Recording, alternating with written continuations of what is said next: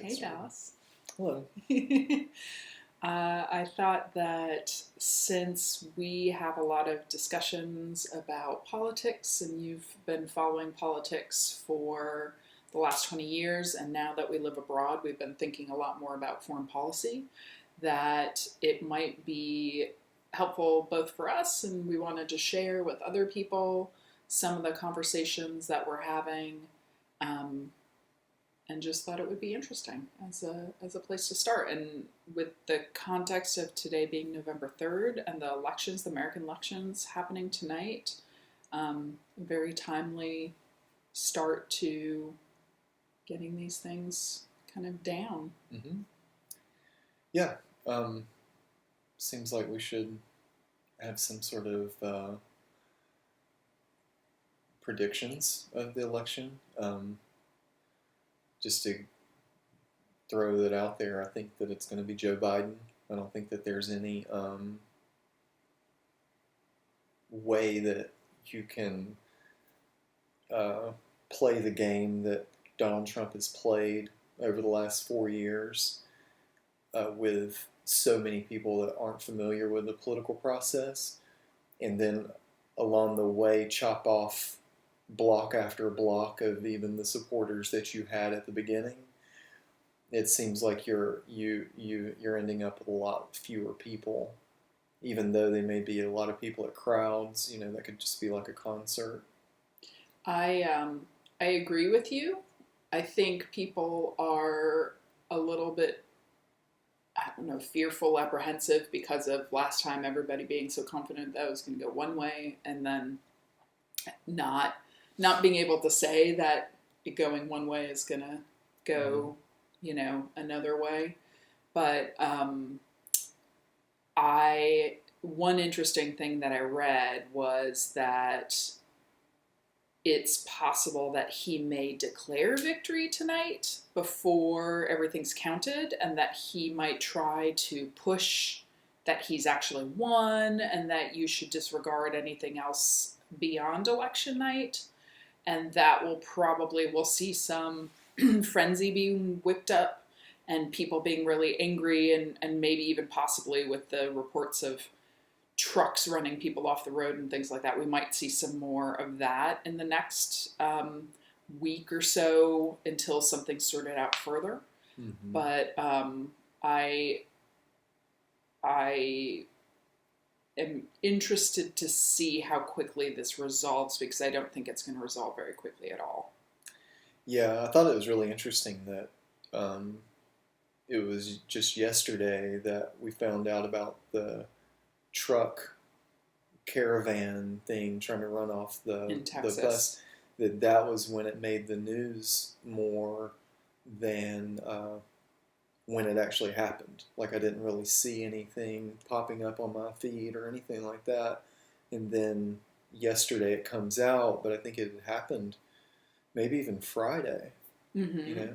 It'll be interesting in regards to that specifically. It'll be interesting to see if Democrats actually legally try to prosecute those Oh, they're folks definitely going who. to. I would imagine. This was, just for context and time capsuling here, this is a caravan of Trump trucks that surrounded the Biden-Harris bus in Texas, and as a result, they canceled their appearance in Texas. A couple of events. Mm-hmm. So, yeah. But yeah, they're definitely going to play on what happened with Bush v. Gore and the decisions around that, the what's called the Brooks Brothers riot, and where public opinion had shifted in such a way that they didn't really count the votes properly, and with all the hanging Chad stuff and all of the debacle around that whole election, the Supreme Court was decided, to push it forward and to make George Bush the president.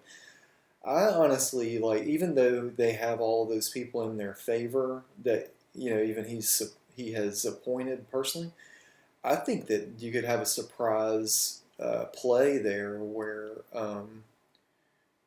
the Supreme Court didn't rule it, immediately in Trump's favor and play politics, and maybe even as a direct message to the rest of the system that they're not going to play those politics, and they're going to be a little more neutral as a court, even with the Clarence Thomas I think and Brett Kavanaugh's. it's a little bit hard to believe for me. I mean, I understand what you're saying. It's just a modern era of politics, It's so just things are changing. They've definitely stacked some more extremely right people on the court versus moderates. So you see folks like Roberts, who's not typically been known as a moderate, but in many cases he's become the deciding swing vote on the court. So and that's definitely like kind of switched it where like people will think it's going to be one outcome, but with his vote it's become another outcome. So that's been really interesting. And I think another thing we've been talking a lot about is just watching, again, being abroad and feeling like outsiders watching in to a certain extent, having had inside knowledge. We've been talking a lot about the independent media, especially what in the States is called progressive media, because there are different definitions of what's progressive and what's left here in Europe than there is in the States. But we've been talking a lot about some of these personal channels and things that you can watch. And I guess if you maybe want to give some context first, Dallas, of like what you've been listening to and how you've been educating yourself about politics, and then we can talk about like what we think about some of the stuff we've seen. Mm-hmm. Well, I guess like to start, a while back I started listening to progressive radio shows that would come through. There were people, I don't really want to mention too many names, but there were a popular woman out of, I think, out Los Angeles. She had a television show, and she would bring on a lot of the different people that were around. One person that's not with us now is that I met through, or was introduced through her show, was Ed Schultz, and he passed away after joining RT, which is Russia Today, his media outlet, and so there's a lot around progressive media that seems to really be certainly half of the people that I started listening to 20 years ago ended up on RT. People like Mike Papantonio, and people from the Lip TV that was on YouTube, which is a little bit later on. When I started paying attention to politics, it was around the WTO protests and hearing that on the radio. I believe it's 1999, so I would have been around 19 years old then.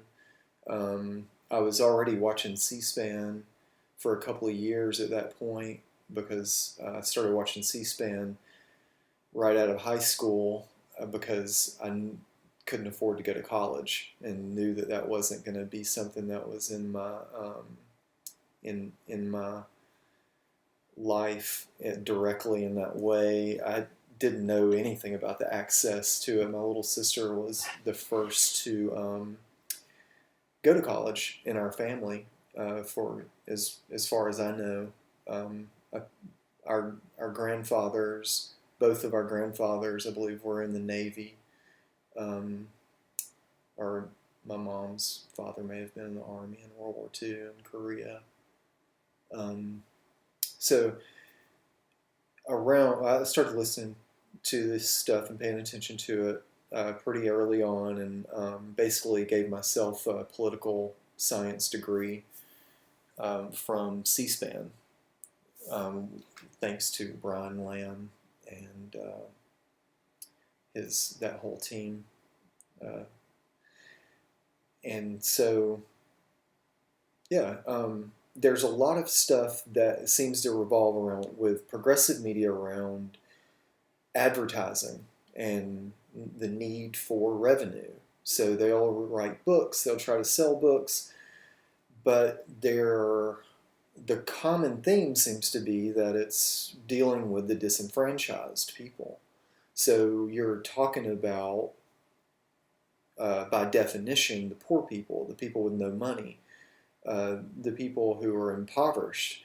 And so, like, we're dealing with a generation of people that you see with the Trump supporters where it seems like this is a second generation. These are the children of people who were after the Great Depression, and they despise poverty, and they only see it as something where it's your own fault if you're impoverished because there's something that you haven't done right along the way in the last 10 years, or you didn't, put your money in the right stocks, or you didn't, there was something that you weren't quite doing right. You ended up with a lot of court fines, or, your children were taken away from you, or something, something. It's not seen as systemic, it's seen as internal. So your circumstances are individual. Seen as a moral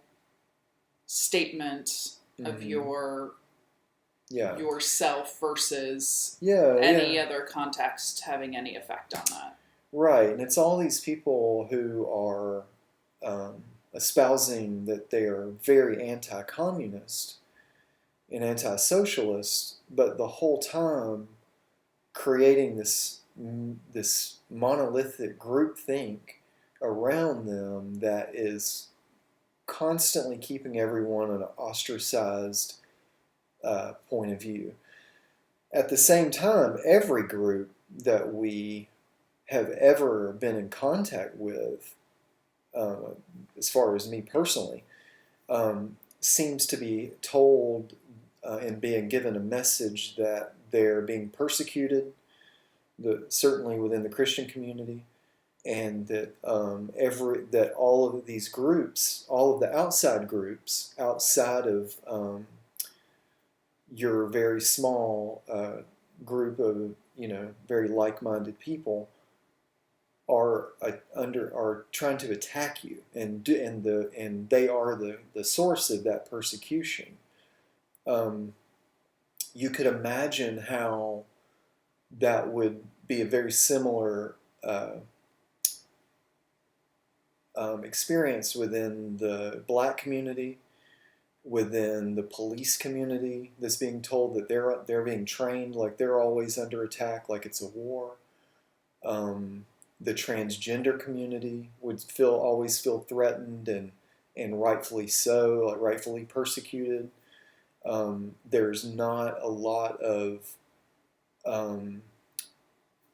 cross-cultural exchanges going on between any of these groups, and then all of a sudden, like, you'll see a religious figure that comes forward that's like a Reverend Barber, or on down the line, a lot of the community leaders that you see within the black church, or within where, like, the Episcopalian church or the Catholic church, where a lot of time you see a lot of people with the rose, but within the evangelical community, or like non-denominational or Southern Baptist, people that would just be a little more of the rural Trump voter, for lack of a better word. The Trump really knows how to talk the code switching stuff with the evangelical community like no one I've ever seen. I feel like he's been coached on this, though. Oh, like that this he's is all up definitely in it. set up, and he just happens to be the person that was. Well, it's a guy named in the right place at the right time. It's a guy by the name of Jensen Franklin, actually, who, as I was growing up, he came to our church and would come through and speak and stuff like that. He would pitch these ideas that people need to get more involved in government and need to have more soldiers and onward Christian soldiers kind of thing inside the military. And I was very much, had the pressure put on me was recruited into that and wanting me to be a part of that order, for lack of a better word, and that control. Militarized.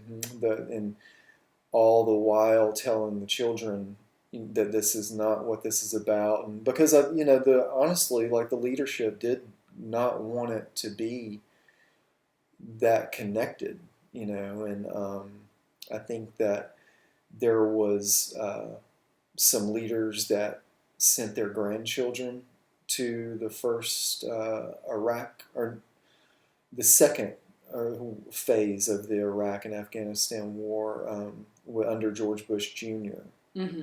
And post 2001. Yeah, after 2001. Yeah, because we were way too young. We were like 13 when the first Gulf War happened.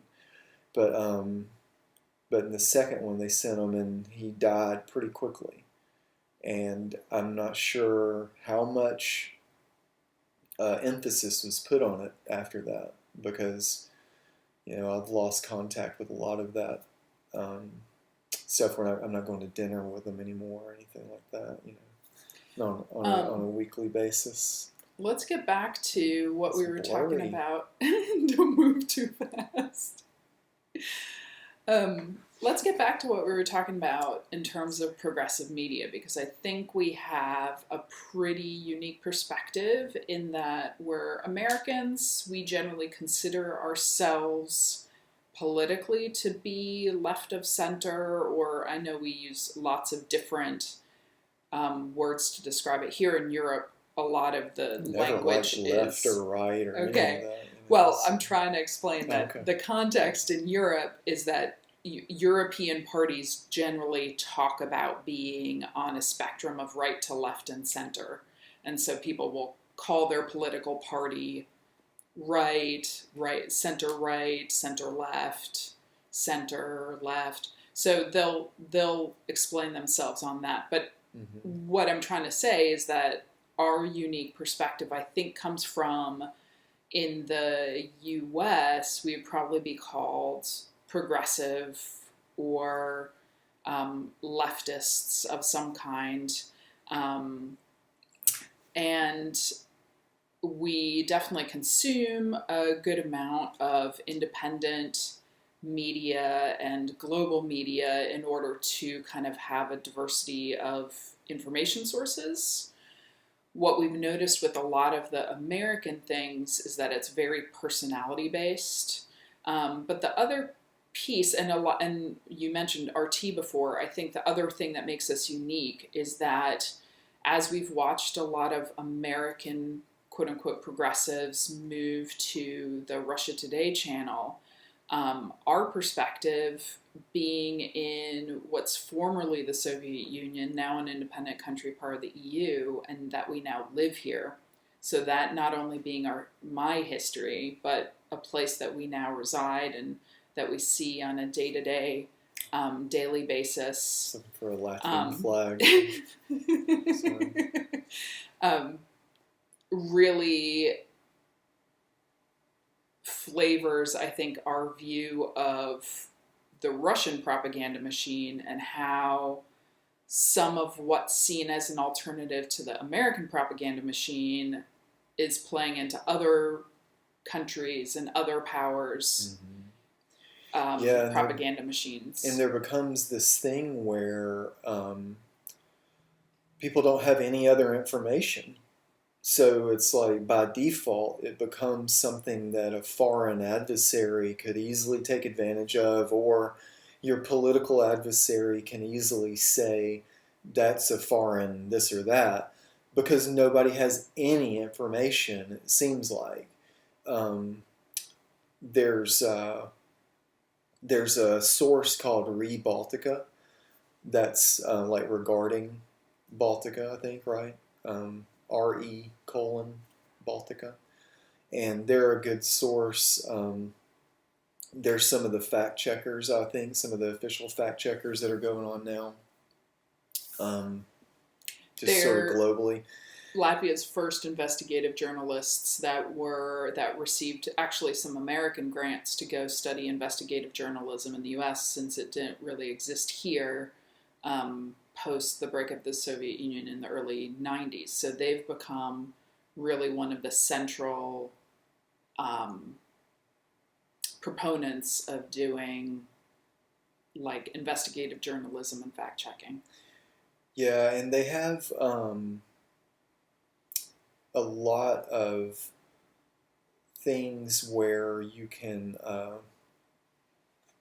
just sort of see where the breakdown in the information is. So, like, if there's something going on with where where Russia has parked their boat up on around Estonia with the Nord Stream 2 pipeline. That's caused a lot of issues. You'll be able to find out like what the sort of reality is, and you see a lot of things that are in the progressive media that are adversarial to things that they don't know anything about. And this is not like we have no affiliation whatsoever with like the Atlantic Council or NATO. Yeah, none of that. Or even the Latvian military or the Latvian political structure. No, we are average U.S. citizens who are essentially expats. It was like on an extended vacation that started August 2019. That we flew over here. And I think a piece of that is that as people who seek information and as a lot of these COVID, don't worry. quote unquote progressive channels in the US really are the only sources of alternate thought, alternate information, that it's a little bit disappointing for us to see them also go along with kind of leaping to some additional pieces that support their media hosts. Well, it's like it's always bad. It's like in progressive media, what I've seen over the last 20 years, and what it's like, it's a perpetual complaint. So it's always just complaining. And if it's like where it was Walmart was always the complaint. Well, then the digital age comes available, new things come up. Obviously, there's going to be a competitor. It's Amazon. Now you can put more of your items on the platform, I guess, or I'm not exactly sure how that works, but I assume that like there's smaller stores. I know that they have some issues with copying.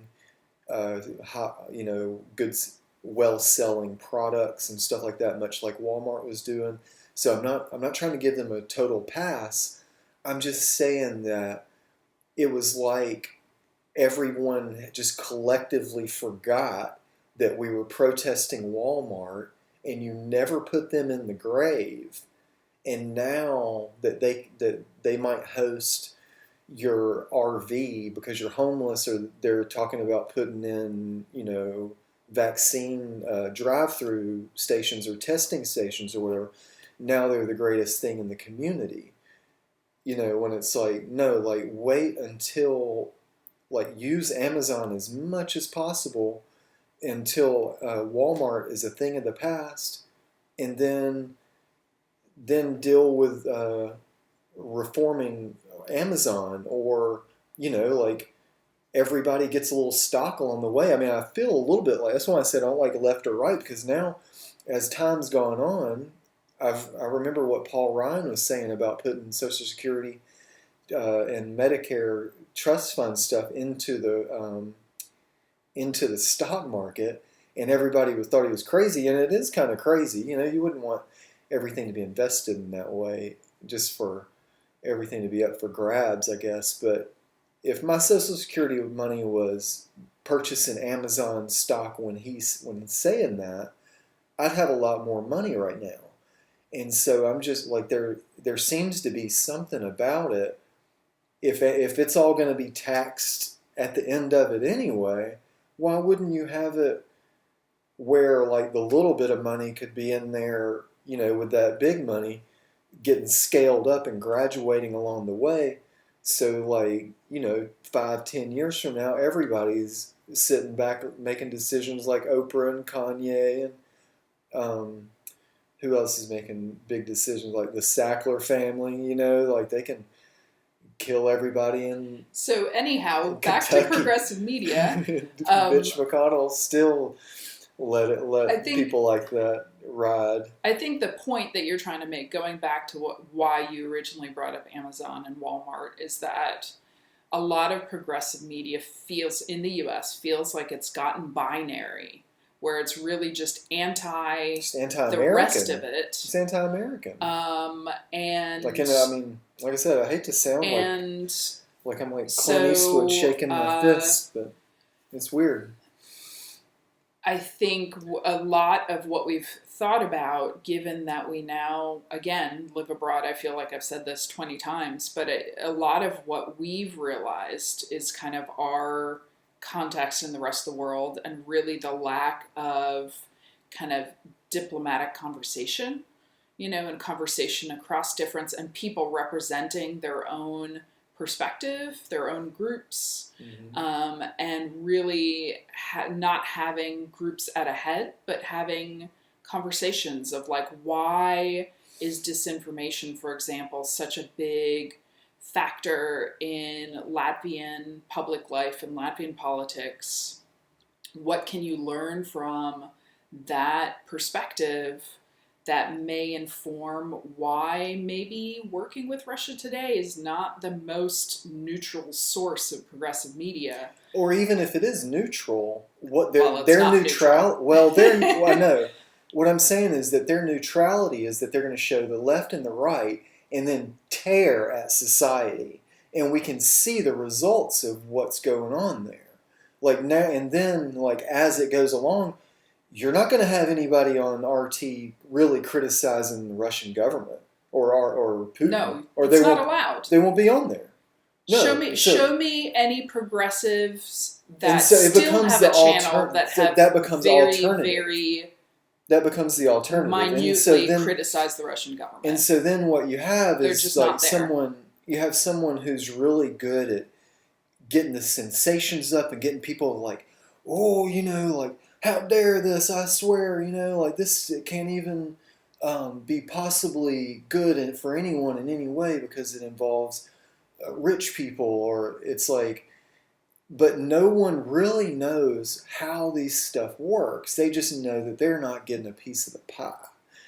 And it's like, and I'm not either. I'm just saying that along the way I figured out a little bit more about how this stuff operates, that you can make a little bit more informed decisions about why you would be upset about a particular thing. Like, what is it about Poland and Lukashenko and Belarus that are both like on having protests where they're both of the people are protesting the government, but one is right wing and one is left wing, and they're both using the same exact tactics that the American government uses to have to suppress any uprising or any sort of effective protest against a failing government.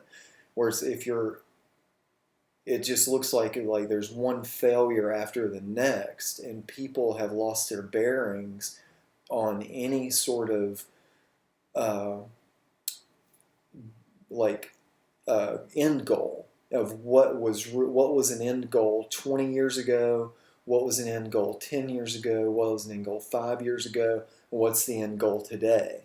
Like, there's never any discussion. It's just a perpetual complaint, and whatever it is, we know that this stuff is bad because, like Hunter Biden was in Burisma and we're trying to sell natural gas to this or that. And it's like the pieces that people don't really get is that it is quantifiable, and you can start to see the edges of things, and you can start to see where at some point you're going to need an American identity, and you're going to want to have something that is competing and allowing you to compete.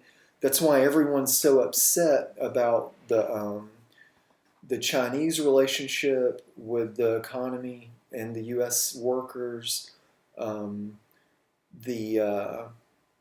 things around outsourcing in general. It's not just China. It's every bit of outsourcing, and then it seemed like that's been politicized, where all of the same people along the way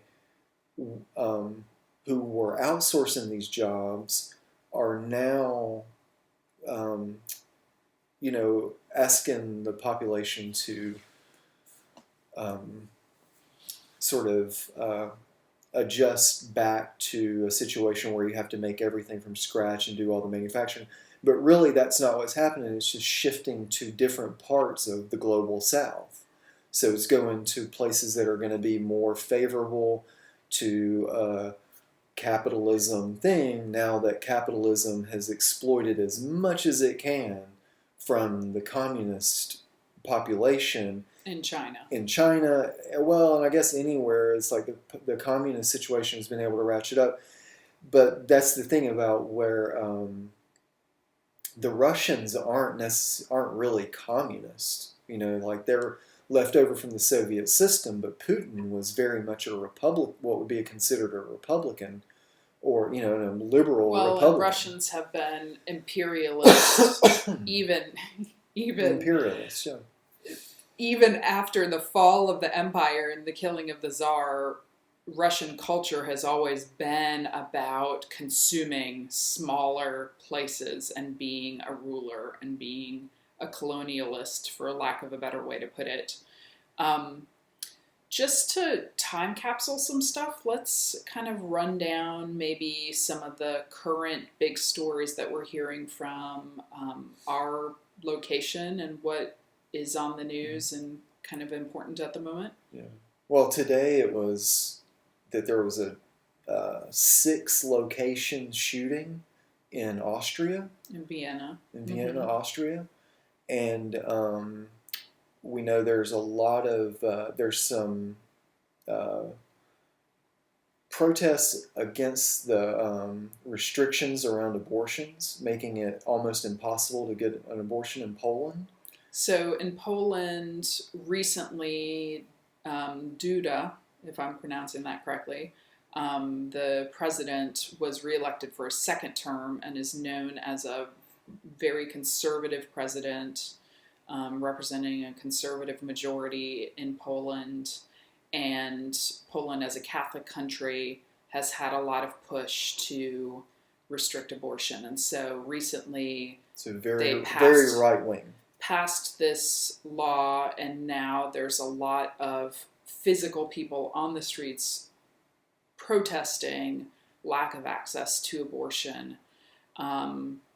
You also mentioned Belarus, which is still since when? They had elections a few months ago, and It's been at least 3 months ago. Yeah. Lukashenko, who is the, for lack of a better word, dictator, who has held the presidency since the mid-90s and really shaped kind of the post-Soviet Belarus, won the election, but for the first time in such large numbers, the Belarusian public challenged that result, and the opposition leader who he was running against fled to Lithuania, and people have been on the streets and protesting in Belarus, and that has not stopped despite the really brutal physical assault. And and that's very left wing. That's very, and that is definitely folks who, I don't know that I would call them left wing, but they're definitely folks who are more along the lines of wanting an independent post-Soviet nation no, I meant left versus, wing as far as Lukashenko and his government being a communist dictatorship. yeah, they're So definitely much more yeah, in I was just line trying to point with, out how Belarus and Poland share a border, and one mhm. is very right wing extremists and left wing extremists, and they're both having some very weird tensions. And Poland is the U.S.'s NATO partner, and so like it seems like there's some politics involved there where they know that they have the fundamentalist uh, Support. back to the evangelical people, and or the non-denominational what somewhat fascist Christians. There's no other way to put it. It's fascism, pure and Um, simple. and so some of the other things that are happening, I know a lot of Europe in the last week has been implementing curfews and lockdowns again in regards to a second wave of COVID. So COVID cases, SARS COVID-19, have been going up across Europe. We had a fairly quiet summer. Travel had been reopened within the EU, and now a lot of places, Berlin closed on Monday. The UK just announced a renewed lockdown in the last couple of days. Ireland announced a restriction of movement a couple weeks ago, and it's possible that Latvia is voting on whether to implement again an emergency. What is it called? State of emergency Mm-hmm. to expand their powers to move a little more quickly because we're seeing a rise in cases. Well, So that's a and big story as well. yeah, and like as far as another thing about progressive media, any media person is consuming this, like you have to include the Chinese trade talks in everything that you're doing. If you're not paying attention to the Chinese relationship and the people that go on our behalf to go and have these negotiations, you're missing on why the farmers had to get bailed out, while all those Trump supporting Republican farmers are getting direct payments of billions of dollars to have land that they can't afford. And if that's how, like, so you live by the sword, die by the sword. If they want to have free market capitalism, let them have free market capitalism and stop this plantation economy that they pretend like they're against. Um, so not only that, but there was the trade talks that go into the COVID thing, and how all of this stuff around the economy, where you have France and Turkey right now, basically at a war with each other over some horrible incidents that happened in France Mm-hmm. between the Fundamentalist fundamentalist Muslims Muslims beheading people killing people in France. Yes, in France, sticking to their and guns people around and people like freedom poking, of yeah, speech. like where they're being extremely disrespectful with their cartoons and stuff, so they're kind of instigating it. And Macron being, sticking to his guns very, and probably rightfully And so. I mean, right, and people, that's Erdogan not a, also not being like an innocent in any way, shape, or form. you can't So have, yeah, yeah. there's And two, they're he's very not much like at this very much in his loggerheads. own country. Yeah. But like, and you can't have people going and having that kind of reaction to a cartoon or any criticism of your religious figures one Well, way and or the again, other. it's fundamentalist, right? We Yeah. need to start distinguishing fundamentalism in every religion because it exists in Christianity, it exists in Muslim Islam, Intolerance it is what it it boils down to. exists in Intolerance. every religion where you have fundamentalists and extremists who take the basic tenets of that religion and blow them up and don't necessarily represent the rest of the population that identifies as Christian, as Muslim, as other religions. Well, and like, I'm not trying to throw this out as a conspiracy theory. It's just more that it runs in direct parallel, just a lot like racism, where you can replace the COVID virus with racism, and it was spreading the exact same way, and you got to shut people down and, avoid the whole world's already been infected by that one. Right.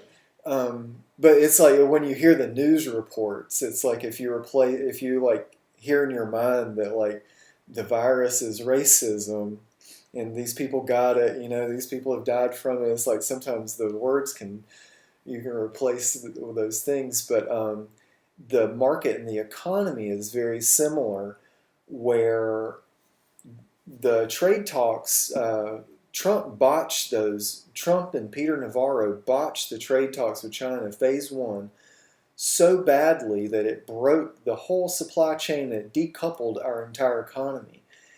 And it took a while for that wave to hit until it was March 23rd, I believe, that the stock market crashed in the U.S., and everyone woke up and realized something was going on and things had to kick into gear and start doing something different.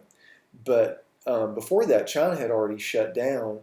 And so you can see where COVID could be like also a result of where it's going to spread more quickly and more aptly through a population that's stressed out, or through a population that's not going to be maybe feeding itself as well because of these different circumstances and around the lockdown and stuff like that, and the emergency measures. It's just that there's either way, like they run parallel to each other, and it's there and it exists, and there's not enough discussion of the economy and how much that was impact on the situation that everyone is experiencing, and how if there was this decoupling and if there's these major factors that are coming between economics, like basically this hybrid situation between capitalism and communism and socialism, it all sort of came to a head, and it couldn't exist anymore mathematically or politically or whatever, and all of these things have finally been separated. You're going to have hiccups in that economy and things where people are getting laid off. If it's like technology changes, you can see how during this shutdown, we've been able to test out new pilot programs for technology that's probably been sitting around ready to really be tested for the last 10 years at least, right? So these things, and I mean, don't get me started on the racism situation, the way the cops have behaved. It has to be a separate video. And the way, like, now you have the entire system, and like as far as the mainstream media that I'm seeing coming out of the U.S. reverting back to like trickling in this thing of it's okay and we should worship these people as heroes. Like, we don't need it.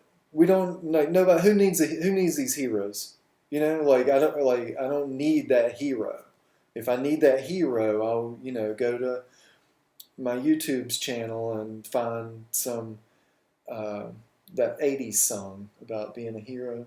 I need a hero, like I'm just saying, I'm not singing that song to any, and I'm not looking to be that hero to anybody. I mean, unless I can do some mathematics and start making sure that, I think the hierarchy is. I'm a little bit yang gang up in here too, because I want to see everybody get some checks if the math works out. Well, let's just kind of wrap this up and summarize. What are your final thoughts? We've got to get out of here. Final thoughts are just keep it up. Like like have a better memory and a better attention span for what's going on. Because if I can watch progressive media for 20 years and it goes from failure to failure to failure to failure to ass kicking to I'm in jail, I ain't got no money, I'm in jail, I ain't got no house. I mean, like somebody at some point is going to put together a mashup of this stuff and it's going to break everything that the progressive media thinks it is. So it better start getting its act together and putting some paychecks into the right people's pockets. And I'm not talking about like paying us off or anything like that. I'm saying you got to make sure. They need to talk more about economics. You got to stop being so anti-capitalist in a world where capitalists are coming along with steel-toed boots and kicking your fucking ass straight into the fucking homeless shelter. And money has real consequences. And then shutting the homeless shelter money down. has real consequences, and money has real consequences in real people's lives. And we're definitely seeing a lot of reactions in regards to people feeling mobile or not mobile. Well, and tell somebody who's lived in the former Soviet system how bad capitalism is. They'll laugh in your fucking face. And I think my final thought is just less in regards to economics specifically, but just kind of this idea of diplomatic dialogue and really people seeking out authentic voices from other places and other countries and learning about those places, and also inviting that more into media where those conversations are happening from here's my background and here's kind of the way I grew up and the way I think about this thing. Tell me about your perspective. Well, speaking of which, what is your background? Where are you from? We should do, what did it do with like the reverse intro? Back. It's 2020. I think that's too long for this video. I think we'll I'm just saying I'm from Griffin, Georgia, right in between Macon and Atlanta. Yep, I'm born in New York City, raised in Minneapolis, suburbs of Minneapolis and St. Paul in Minnesota. Spent a lot of my adult life in New York City as well, and so with a Latvian family, with a half immigrant family. My mom was a naturalized citizen at the age of 12. Post World War II, so I think that definitely World War II shades my perspective.